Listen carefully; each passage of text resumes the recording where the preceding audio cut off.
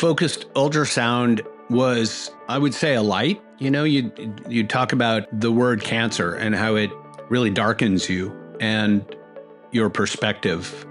And then you have to tell your wife and kids, it's just, it's a lot, it's a heavy conversation to have. And so that's why I say it's the light, because those conversations are over, not having to deal with it anymore. Welcome to Curing with Sound, a podcast presented by the Focused Ultrasound Foundation. I'm your host, Dave Hendrick.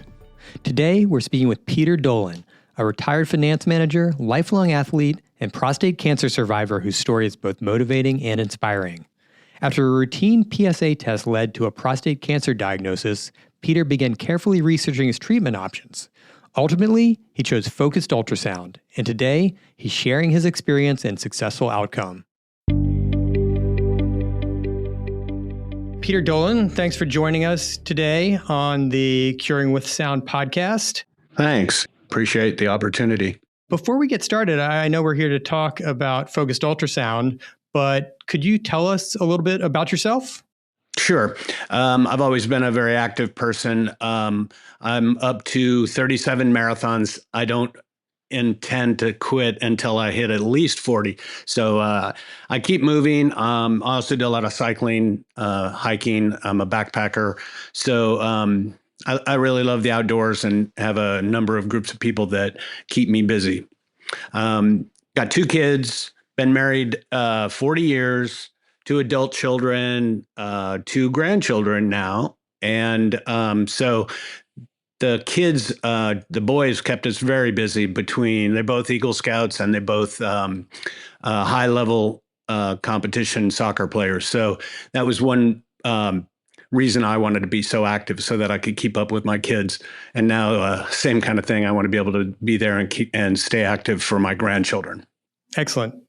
I was wondering if you could tell us a little bit about your experience with prostate cancer. Could we start with just how you learned about the diagnosis? Sure.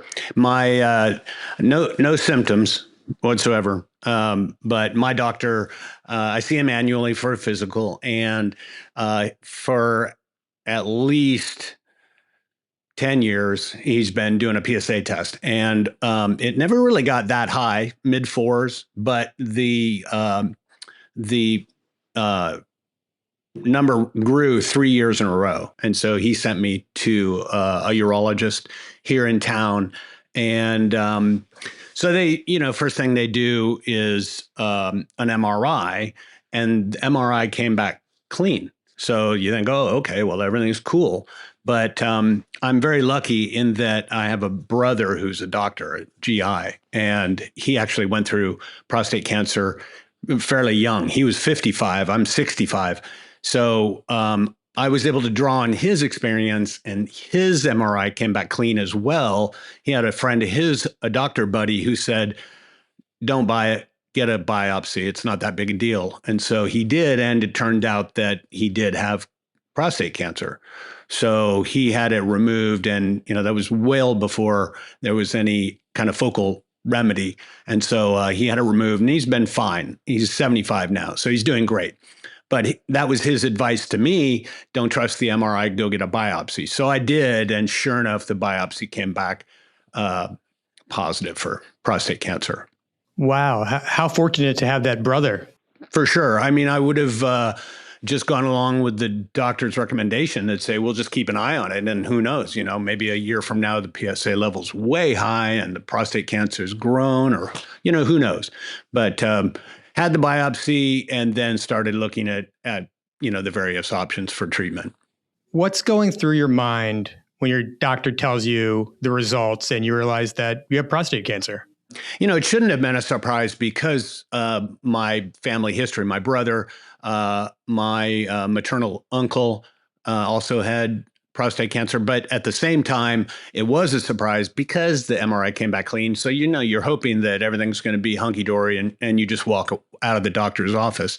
But yeah, then he says the word cancer, and all of a sudden it's bells and whistles and fire and oh my God. And it's a moment for sure. So, automatically you start thinking the worst, and it's going to be a different kind of lifestyle than what I'm, the active lifestyle that I'm accustomed to. And as soon as I fessed up that, my biopsy came back positive, 3 different people came back and said, me too, I had it. A couple of them had surgery had taken the prostate out, and one had radiology. Peter, what did your doctors tell you about treatment options? And then how did focused ultrasound come onto your radar? So initially we talked about surgery, and he had by that time known that my brother had gone through it. And so he said, go talk to your brother, and which I had already done. And then he said, go talk to this radiologist. And that sounded like it was going to be way too much, for what I was looking for. And so I started Googling focused ultrasound and went back to my urologist, and he cleaned up any kind of misperceptions that I had. He had actually done some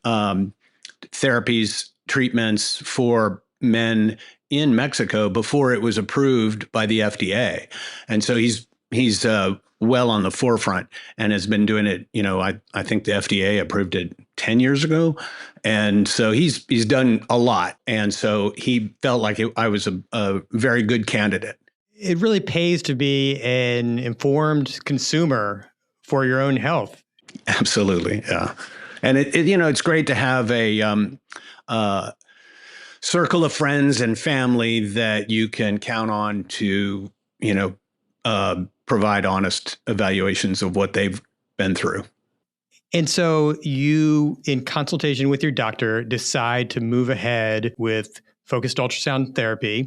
Can you tell us about the treatment? Just literally what it felt like. It was amazingly simple. Outpatient, check into the hospital, get a shot, you go under, you wake up cancer-free. And for me, there were no long-term issues at all. I wore a catheter. They explained to me that was going to be something I was going to need to do for several days while the swelling goes down and everything comes back to normal. And everything did come back to normal really quick. And the catheter really was not something that was an issue. How long did the treatment take? And how long were you actually in the hospital? An afternoon.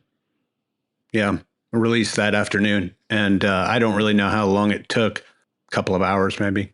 Did you experience any pain throughout the procedure or in your recovery? No. I mean, other than, the catheter was uncomfortable for sure, but I wouldn't call it painful. And even having it removed, I thought that was going to be a horrible experience, and it wasn't. I had a great nurse, and she knew what she was doing, and that surprisingly, because when they put it in, you're under, so you don't even know if you were in any kind of pain. But when they take it out, you're well awake, and it's a little unnerving. But like I said, good nurse, knew what she was doing, and it was not an issue. And honestly, no real pain or discomfort in the bowels or abdomen or anything where you might think, that it wasn't really a surgical procedure, but it was a procedure. And so you think, well, maybe there's going to be swelling and pain, but there was none.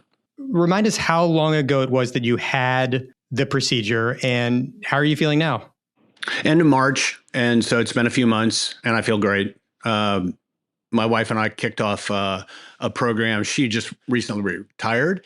And then she wanted to take a couple of months and get through the holidays. And then she wanted to start on a walking program. And so she and I have been we did 4 miles yesterday. I'm still running, getting on my bike every once in a while, started hiking with a backpack to get ready for a backpack we'll be doing, not my wife, but a group that I'm with this summer.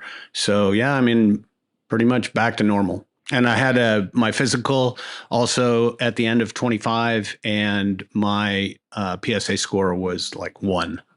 Wow. Congratulations. That's wonderful to hear. Thank you. So since your treatment, you've shared your story. a few times. You're sharing with us today. I think you've shared it in partnership with Focal One previously.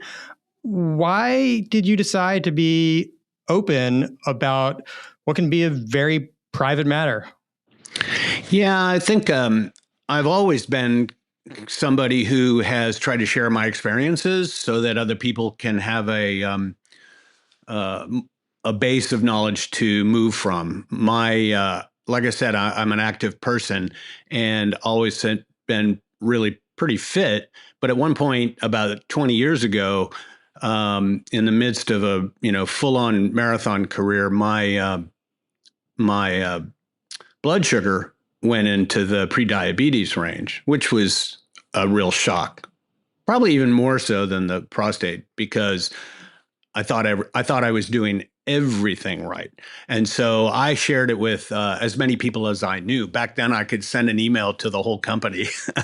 And I did. And I said, look, you know me, I'm the nut. I'm the one that exercises all the time. And so if it can happen to me, it can happen to you. And so go get your blood sugar tested and do what your doctor says. So that was kind of my introduction into sharing medical issues, and it was very well received. I got a lot of good feedback and a lot of good stories. People, went and talked to their doctors and figured their life out and got more active. So that was really, really heartening. And so when the prostate raised its head, I did the same thing. I sent an email to everybody on my running distribution group just to let people know, hey, again, this happened to me. It could happen to you. Make sure that your doctor is screening you, doing a PSA. And I come to find out a lot of men are not having their PSA tested. And I get it if there's no family history and maybe you're not old enough. But I just said, you know what? Just go get a PSA test, even if you have to pay for it yourself. It's cheap and it's well worth knowing. Excellent. If you could say one thing to our listeners about prostate cancer or anything else, what would it be? Well, I don't want to make it sound like focused ultrasound is, like the bomb for everybody, because from what I understand, it's very definitive on your particular situation. If the cancer is still within the prostate, and is it treatable using this? And that's not always the case. And then the other thing too is that I've come to find out not all insurance covers it, and so you might have to make the choice to spend money or go a different route. But for me, my wife was still working, and she had some of the best insurance, and it was covered. And my situation was positive for this type of a treatment. And so it made total sense for me. But I think it's important. The thing that I would tell people is be aware of it. It may not be available to you, but if it is, it's the way to go. It's from my experience. Thank you for sharing that. Have you met other men who have had this treatment in this manner? No, not at this point.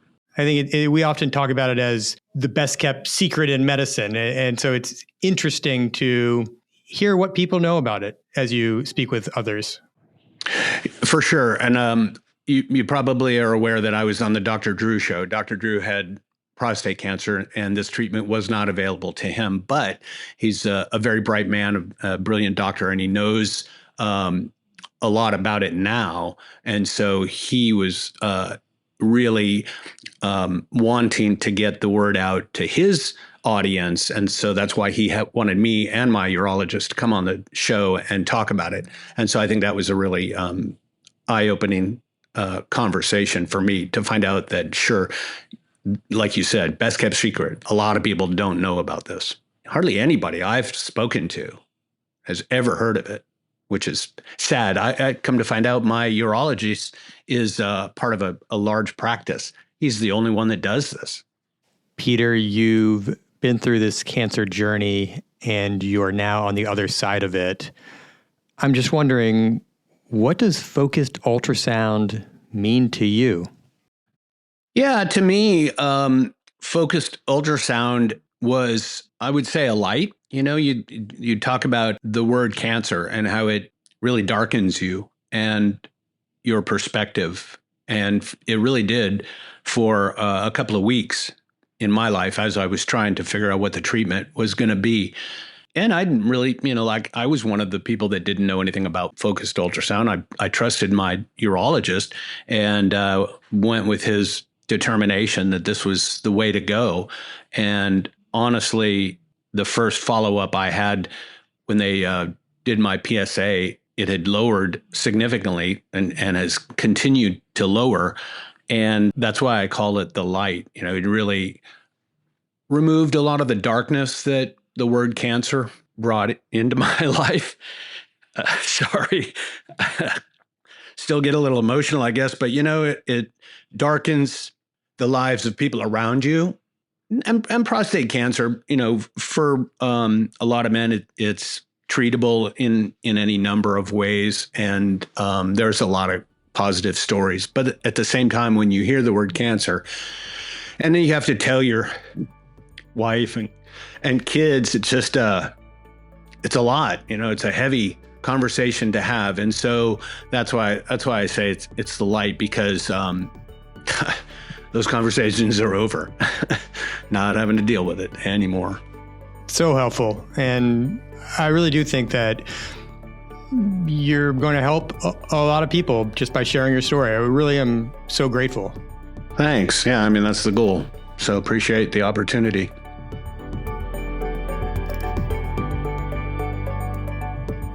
This episode of Curing with Sound has been presented by the Focused Ultrasound Foundation. If you'd like to learn more about Focused Ultrasound or the Foundation, visit our website at fussfoundation.org. You can also sign up for our newsletter, News Digest, and follow us on social media. Be sure to subscribe to the Curing with Sound podcast so you don't miss the latest information on Focused Ultrasound. We would also be grateful if you would rate and review the show.